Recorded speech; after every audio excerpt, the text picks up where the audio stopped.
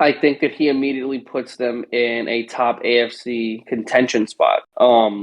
People will make the argument Super Bowl contenders, but there are too many quarterbacks out there that you can make the argument that, they're all Super Bowl contenders.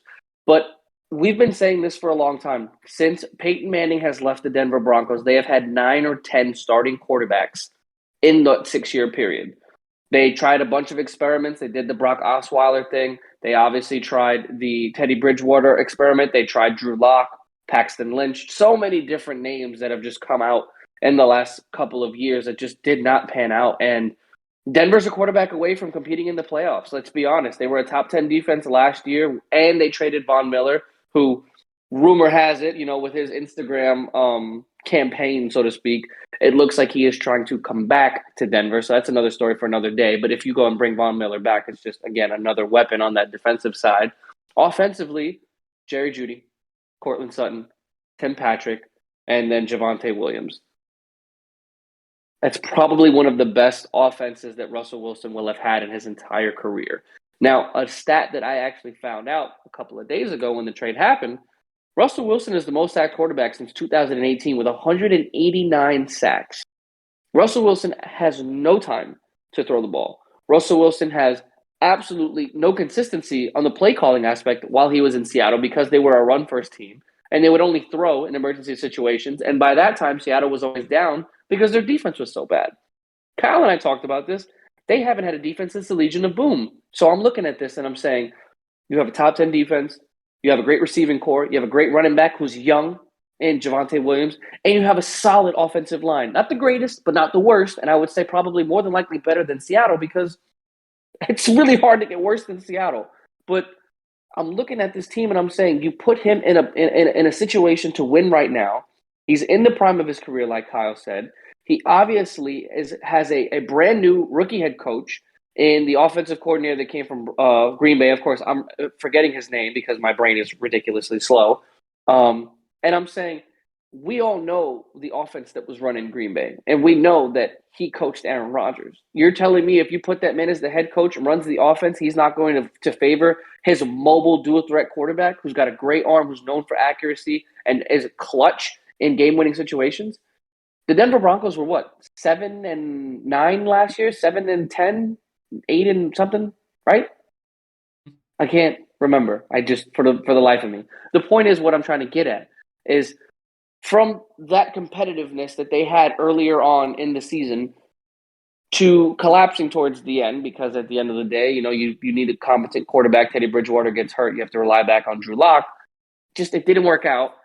You insert Russell Wilson on that team last season, this team goes to the playoffs. There's no doubt about it. And I guarantee you this is going to go down as one of the most scrutinized trades in NFL history because of everything Denver had to give up to acquire him, which was 2 first-round picks, 2 second-round picks, a 5th-round pick, Drew Lock, Shelby Harris, and Noah Fant, who is their starting tight end from the University of Iowa.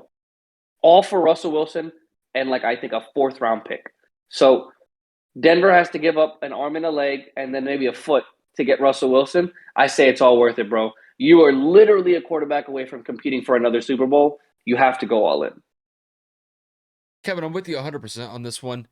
I think that they're definitely a legitimate threat in the AFC as far as the Denver Broncos are concerned with bringing Russell Wilson into the fold. But I'm not going to say that they're immediately a Super Bowl contender, and here's why. When I look at the Broncos from top to bottom, this roster on the offensive side of the ball, the defensive side of the ball, they're definitely young, but they're rising. It's just when I look at other teams in the AFC West right now, they got some pretty stiff competition, though. You look at KC. KC has pretty much owned that division the last 3 or 4 seasons with Patrick Mahomes at the helm. You look at the Chargers. The Chargers just added Khalil Mack to that defense to go alongside Joey Bosa on their front 4. And it would seem to me that Justin Herbert is taking leaps and bounds in his career, and I think he will even advance those even more so when he goes into year 3 of his NFL career. And then you look at the Raiders. The Raiders were a playoff team this past season with Derek Carr at the helm.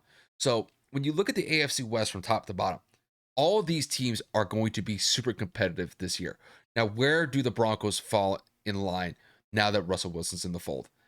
I think they will set themselves apart as the second best team in that division. So I would see them making the playoffs this upcoming season, but it will be as a wild cards team because they have to show me that they could actually run it with the Kansas City Chiefs because the Chiefs have been largely dominant, not just in the AFC West, but they've been the dominant team by and large in the AFC for the last 3 to 4 seasons, like I mentioned.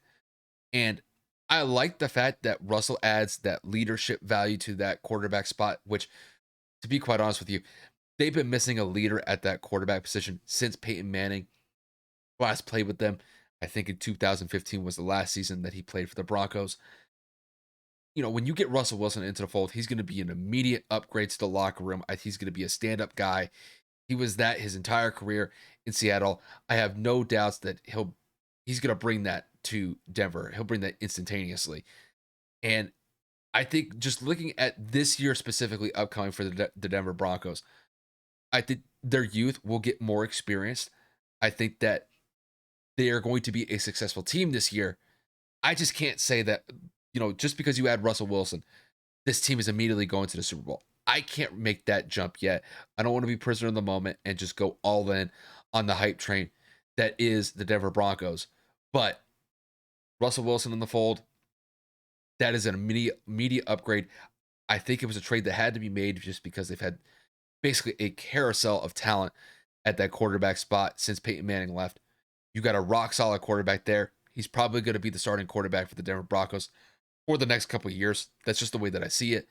And I think when it's all said and done, it definitely puts them in the conversation eventually to be a Super Bowl contending team. I just don't see it immediately. I think maybe a year or two down the road, maybe you can make that case, just not this season, though. That's just how I see it.